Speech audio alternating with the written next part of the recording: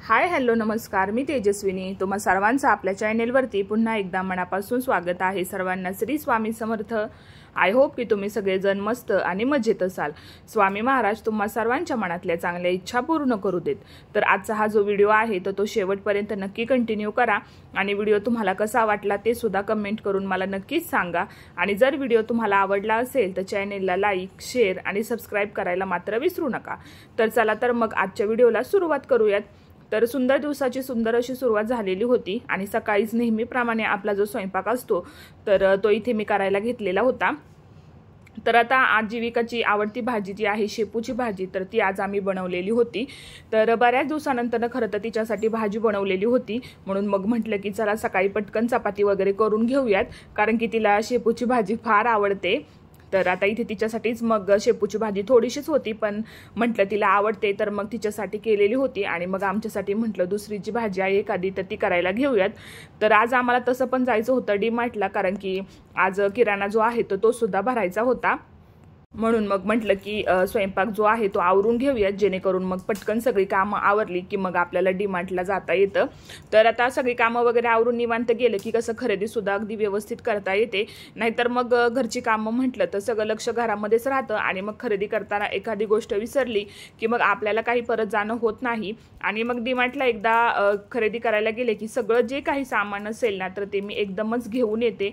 म्हणजे बाथरूमचे जे काही लिक्विड्स वगैरे असतात किंवा किचनमध्ये काही लागणारं सामान असतं, स्वयंपाकाची यादी असते किंवा इतरही काही गोष्टी ज्या की आपल्याला घरामध्ये डेली बेसिसवरती लागतात ते सगळं एकदमच भरते, जेणेकरून काय होतं ना मग सारखं दुकानामध्ये जावं लागत नाही। एकदाची खरेदी करून घेतली की पुन्हा मग महिना ते दीड महिना काही परत दुकानामध्ये खरेदी करायला जात नाही मी। तर असंच माझं नेहमी किराणा जेव्हा मी भरते तर त्याचं असंच माझं जे काही नियोजन असतं तर ते अशाच पद्धतीनं असतं। आता बरेचदा बघा काय होतं, आपण खरेदी करायला जातो 2-3 हजार रुपयांची आणि जेव्हा आपण डीमार्टमध्ये जातो त्यावेळेस सामानाचं बिल पाहिलं तर ते अगदी 5 ते 6 हजारांवर आपलं जातं। आणि मी तर म्हणेल प्रत्येकाचं असंच असतं, म्हणजे आपल्याला तर वाटतं की चला आपल्याला 2 हजार रुपयांचं आता बजेट आहे, एवढ्याचीच खरेदी करूयात, पण तिथे गेल्यानंतर नवरती सुद्धा आपला एक्स्ट्रा जो खर्च असतो ना तो बराच होतो। आणि मग बरेचदा असा सुद्धा प्रश्न पडतो आपल्याला की अरे या गोष्टींवरती तर किती ऑफर होत्या तरी सुद्धा एवढा बिल कसा झाला। तर असं बरेचदा होतं आणि कोणाकोणासोबत होतं ते सुद्धा मला कमेंट करून नक्कीच सांगा। आणि माझ्यासोबत सुद्धा असं बरेचदा झालेलं होतं की खरेदी करताना तर असं वाटतं की आपण एवढं काही घेतलेलं नाहीये, पण जेव्हा काउंटरवरती बिल करायला जातो ना त्यावेळेस बिल जो आहे तो खूपच वाढलेला असतो आणि मग तेव्हा लक्षात येतं की अरे प्रचंड बिल जो आहे तो आपल्याला आता भरावा लागणार आहे। पण नंतर जेव्हा माझ्यासोबत असं 2 ते 3 वेळा झालं त्याच्यानंतर मग मी ठरवलं की आता आपण जे आहे तर ते असं व्यवस्थित बजेटचं नियोजन करायचं, ज्या गोष्टींची खरंच गरज आहे त्याच गोष्टी खरेदी करायचा, एक्स्ट्राचं काहीही घ्यायचं नाही। तर आता जे बजेट मी करते किंवा ज्या पद्धतीने मी महिन्याचा किराणा जो आहे तर तो कशा पद्धतीने भरते तर त्याच गोष्टी मी आज तुमच्यासोबत शेअर करणार आहे। तर जेव्हा बघा आपण किराणा भरायला जातो ना त्यावेळेस पहिल्यांदा काय करायचं, यादी तयार करायची।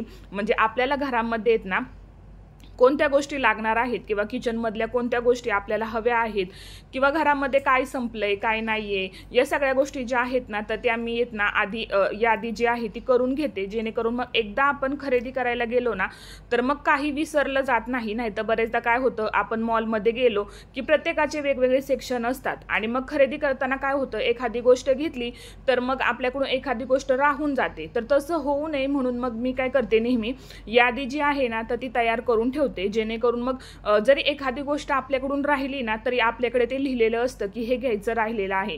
पण बरेचदा काय होतं, आपण यादी वगैरे नाही केली आणि तसंच खरेदी करायला गेलो ना तर मग आपल्या लक्षातून एखादी गोष्ट जाऊ शकते आणि माणूसच आहे शेवटी, एखादी गोष्ट विसरू शकतो आपण।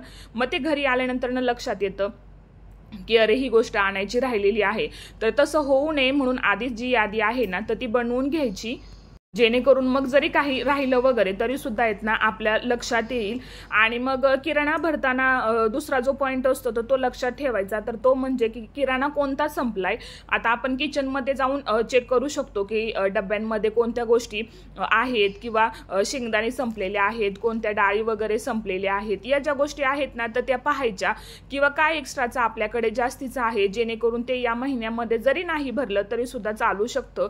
आता डाळी वगैरे कसं असतं बघा, बघा जास्त जर प्रमाणात झाल्या तर त्या पटकन खराब होतात किंवा त्याला सोंड वगैरे व्हायला सुरुवात होते, किंवा शेंगदाणे असतात त्याला पटकन जाळ्या वगैरे होतात। त्याच्यामुळे जर एखादा महिना जर आपल्याकडे एक्स्ट्राचं सामान असेल तर मग आपण काय करायचं, ती गोष्ट जी आहे ना ती सामानामध्ये भरायची नाही, जेणेकरून मग जरी ती म्हणजे आपल्याकडे घरामध्ये अवेलेबल असली ना तरी सुद्धा ती महिनाभर जाते, याचा आपल्याला अंदाज असतो की ही गोष्ट आता महिनाभर जाईल। किंवा बाथरूममध्ये चेक करायचं, किंवा किती लिक्विड वगैरे शिल्लक आहे, किंवा निरमा पावडर वगैरे असेल, आपण हे पाहू शकतो की आता घरामध्ये किती सामान अवेलेबल आहे। या सगळ्या गोष्टी ज्या आहेत ना तर त्या पाहायच्या।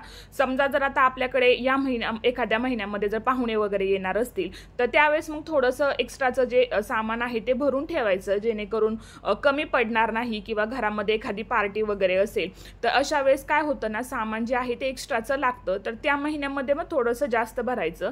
जर आता एखाद्या महिन्यामध्ये आपण सुट्टीसाठी बाहेर गावी जाणार आहोत तर आपल्याला माहिती असतं की आपण 10 ते 15 दिवसांसाठी बाहेर जाणार आहोत, मग त्या नियोजनानुसार सामान जे आहे थोडंसं कमी भरायचं, जेणेकरून ते खराब होणार नाही। कारण की बघा मसाले वगैरे जे असतात ना, किंवा इतरही काही गोष्टी बऱ्याच असतात, फेस वॉश असतात किंवा शॅम्पू वगैरे असतात, तर ते एक्सपायर सुद्धा बऱ्याचदा होतात। तर त्याच्यामुळे मग असं एक्सपायर झाल्यानंतर ना मग ते फेकून द्यायचं म्हटलं तर मग आपल्यालाच तळतळ वाटते। त्याच्यामुळे मग या गोष्टींचं आधीच नियोजन करून ठेवायचं, जेणेकरून सगळं जे आहे ते व्यवस्थित होतं। आता फ्रीजमध्ये सुद्धा बघा आपण बऱ्याचशा गोष्टी ठेवतो, मुलांचा स्नॅक वगैरे असतो, किंवा फ्रीजमध्ये मसाले वगैरे असतात, किंवा मुलांसाठी चॉकलेटचे जे काही सिरप वगैरे असतात ते सुद्धा असतात। तर मग ते सुद्धा एकदा चेक करायचं की फ्रीजमध्ये काय काय आहे किंवा काय काय नाहीये, आणि त्यानुसारच मग सामान जे आहे ते भरायला घ्यायचं।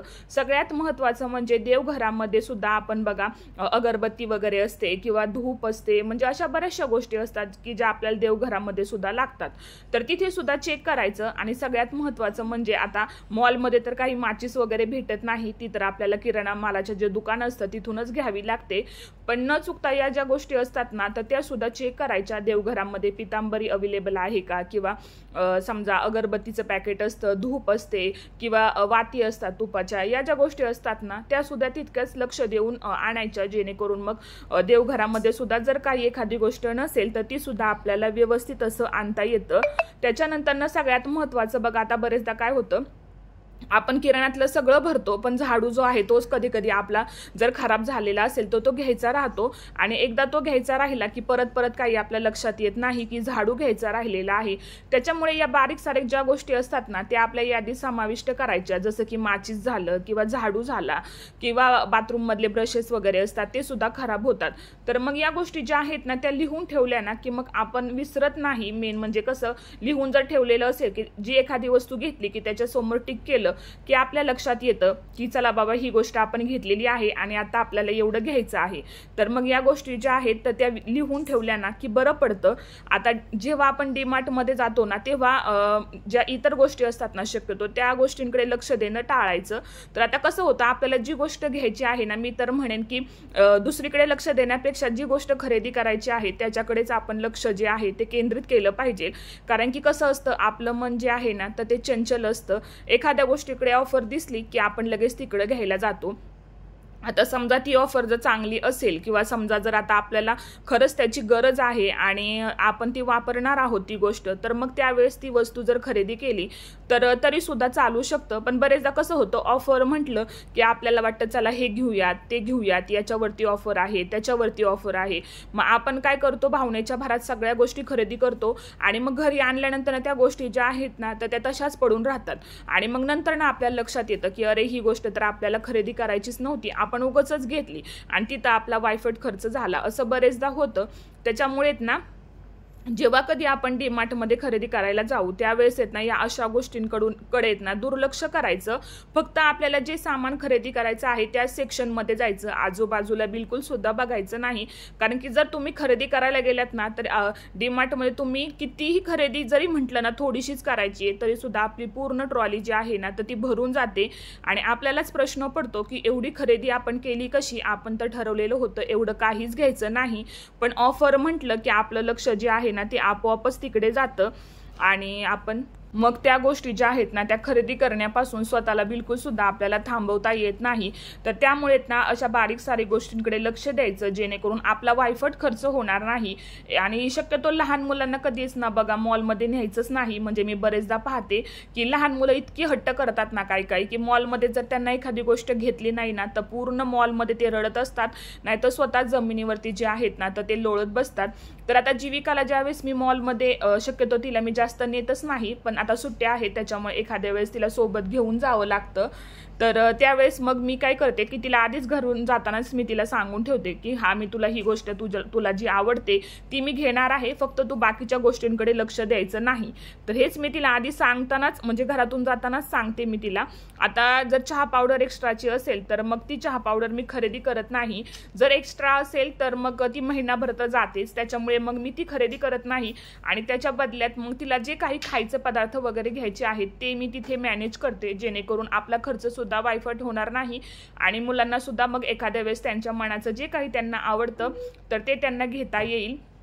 जसं की बघा आता इथे तिच्यासाठी मी येताना फ्राईज आणलेले होते, कारण की घरामध्ये शेंगदाणे सुद्धा भरपूर होते आणि चहा पावडर सुद्धा भरपूर होती, त्याच्यामुळे मग मी ते दोन्हीही स्किप केले आणि तिच्यासाठी मग फ्राईज घेतले।